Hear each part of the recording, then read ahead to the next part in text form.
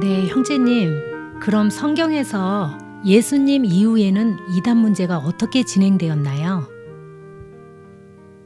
예, 예수님 이후에는요. 사도행전 24장에 보면 유대교 지도자들과 그 제사장들이 이제 그 바울을 고소하는 내용이 나오거든요. 거기에 이제 더둘로라는 아주 변사를 데리고 와서 총독 앞에서 이제 바울을 고소하는 사건이 나오죠. 회복역의 그 사도행전 24장 1절에 보면요. 5일 후에 대제사장 아나니아가 장로 몇 사람과 더둘로라는 변호사와 함께 가이사랴에 내려와 총독에게 바울을 고소하였다는 말이 있습니다.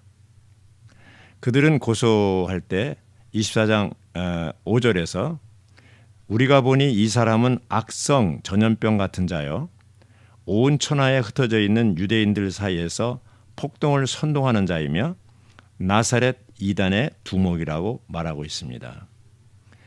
24장 6절에는요. 그가 또한 성전을 더럽히려고 하기에 우리가 그를 붙잡았습니다. 우리는 그를 우리의 율법에 따라 재판하였으나 이렇게 얘기했거든요. 자, 여기서 그 더둘로라는 변호사가 바울을 고소할 때 나사렛 이단의 두목이라는 말을 썼습니다. 그래서 성경에서 볼 때는 이것이 처음 나오는 말이지, 이단이라는 말이 나사렛 이단의 두목. 그리고 그들이 그 나사렛 이단의 두목을 이단으로 모으는 기준이 뭐냐면 우리는 그를 우리의 율법에 따라 재판하였다 이렇게 얘기하고 있습니다. 그러니까 그들의 율법, 모세 율법이 바울을 이단으로 이제 정죄하는 그런 기준이 된 것을 볼 수가 있습니다. 사실 예수님이 제자들과 함께 있을 때요. 그 마태복음 13장에 보면 그 알곡과 가라지 얘기를 예수님이 하셨죠. 밀과 가라지. 거기 13장 27절에 보면요. 집주인의 노예들이 나와서 주인님이 밭에 좋은 씨를 뿌리지 않았습니까? 그런데 가라지는 어디서 생겼습니까? 라고 말하였습니다. 13장 28절에 주인이 그들에게 원수가 이렇게 하였구나 라고 하자 노예들이 주인에게 그러면 우리가 가서 그것을 모으기 원하십니까? 라고 말하였습니다. 29절에는요. 그러나 주인은 아니다. 가라지를 모으려다가 밀까지 뽑을까 염려되니 30절 둘 다 추수 때까지 함께 자라게 두어라. 추수 때에 내가 추수꾼들에게 일러서 가라지는 먼저 모아 단으로 묶어 불사르고 밀은 내 곳간에 거두어 드리라 할 것이다 라고 말하였습니다.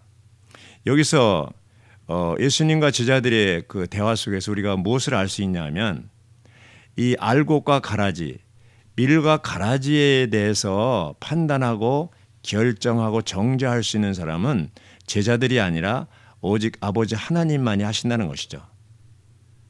그런데 2000년 기독교 역사 가운데 하나님이 위치에 서서 사람이 사람을 정죄하고 가라지라고 판단하고 이렇게 해온 이것을 볼 때 그 예수님 이후에 결국 그 바울을 이제 이단으로 나사렛 이단의 두목이라고 정죄하는 기준이 그들은 율법을 가지고 했지만 사실은 예수님은 어떤 사람도 어떤 사람을 가라지다, 이단이다 이렇게 얘기할 수 없다는 것입니다. 주님이 다시 오셔서 그리스도의 심판대 앞에서만이 모든 것이 밀과 가라지가 판명이 된다는 것이죠. 주 예수님은 어떤 사람에게도 이단을 판정하는 그런 자격을 준 적이 없습니다. 아, 그렇군요.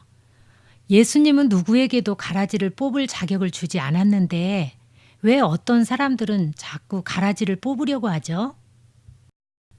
바울 당시에 보면 바울은 어떤 사람에게도 이익을 취하지 않았죠.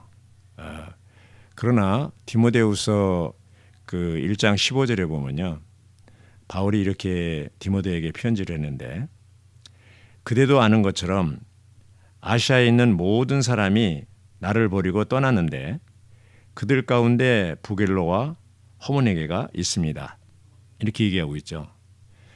그러면 여기서 아시아에 있는 모든 사람이 나를 버리고 떠났다고 얘기했을 때 바울이라는 사람을 떠났다고 볼 수는 없죠. 바울이 가르친 그 사도들의 가르침, 그 하나님의 경륜, 거기에서 떠났다고 볼 수가 있죠. 거기 나오는 부겔로와 호모네가가 있는데 이 사람들은 왜 떠났을까요?